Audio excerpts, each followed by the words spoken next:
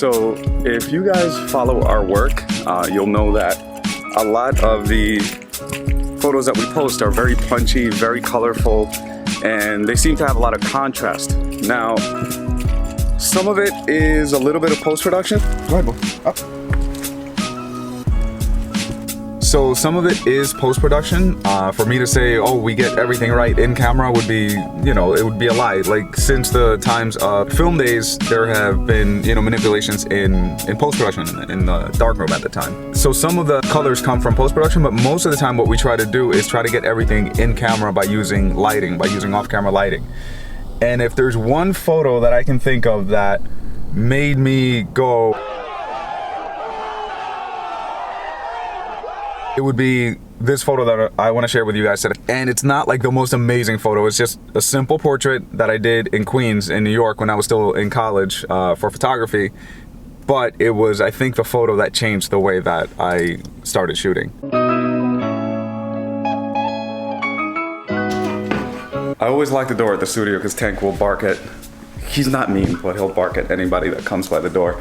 He's a good boy, is what it is. The photo that I'm gonna show you guys is not some like incredible freaking photo, but it started shaping the way that I started looking at scenes. All right, so this is where I give away all my secrets. No, the truth is there are no secrets. So what it really comes down to is whenever we shoot a photo now, we use a lot of lighting. So a lot of the times we carry these guys, and they're beat to hell because we don't baby our equipment here. We use it to, for the end goal. The end goal is to get a good photo. So if, it gets dropped, whatever, it's not the end of the world. This is not how I thought when I started shooting. When you start out, you baby all your equipment and whatever, but once you start shooting, it is what it is. Anyway, we use these guys. These are the AD200s from Godox. I know that they come from different companies too, and you can get them from Flashpoint, I think that's one of them. But they're all essentially the same thing. They're pretty powerful, and this is basically what we use on any shot that you see that has like, some really cool lighting. Obviously, if you follow us on Instagram, you know that we use these guys a lot. These are the mag mods, and that's the reason we use them, because they're so easy to use. Easy to, take on and put on and stack and all that good stuff. Anyway, so the original photo that I wanted to show you guys is a photo of, let me find it, of my friend Oscar from way back in the day. This is from, I believe, it might have been like 2007 or 2008. So in this photo, what really blew my nips off was that for the first time, I was shooting a photo and I was able to expose for the foreground, which was him, and then also for the background, which was the skyline in New York. And obviously it was cold as hell because you see the floor and it was snowing, or it had snowed. But what amazed me about this was not just the fact that it was, a cool sky and stuff like that. If you look at his jacket, there's a little bit of reflection on it, and that's where you can tell that the flash went off and it hit his face and like this area. So what that meant is that I no longer had to expose for the foreground or the background. So if you expose for the foreground in a photo like that, the background would go completely white. He's darker and he's wearing dark clothing, so it would have to push the exposure, make it brighter in order to get him exposed properly, and then the background will go completely white. The way that we counter that is by doing a little pop-up flash on him and by shooting with our settings in the camera darker. And it's as simple as that.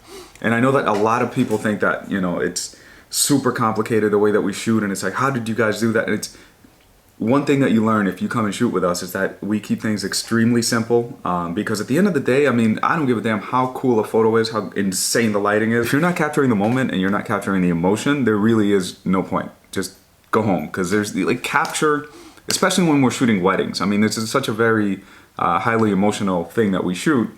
If you're not capturing the emotion, but you're capturing beautiful lighting, it's kind of hard to make that the argument that that's a good photo. I remember in particular one of our photographers who came, and I remember I knew that he wanted to shoot the way that we shoot because he was doing that double exposure in post. My goal is to teach you to get that effect in camera, and that's what we did. We took him, on a few shoots, and I showed him how easy it really is to do it. It's just a matter of practicing, playing around with your settings. I'm gonna show you guys one photo so you can see kind of the before and after of what it looks like out of camera, more or less, and then what it looks like once it's finished. So it's not a huge difference, basically. I mean, I don't think so. So here you can see on the left side, this is the original photo. And on the right side, it's basically the way that we edited the photo. So it's super similar to what it looks like from the get-go. If anything, it just looks a little bit more punchy and a little bit brighter. But at the end of the day, I mean, our goal is to get it as close as possible. So you can see here, by darkening the surrounding, adding a little bit of flash, that's all we really did. And then in post, it was just a matter of brightening it up and also obviously removing the light stand. Sometimes we can keep it far away enough that it doesn't show, but in this case, we left it in for whatever reason. And it was just a matter of bloop, bloop, bloop, right there, getting rid of that sucker right there. And by the way, even in a photo like that, I see I see a few things that could have been better. So one of the things that I'm adamant about is never think that your shit doesn't stink, basically. It's as blunt as I can put it. No matter how good you are or no matter how advanced you are, you can always improve.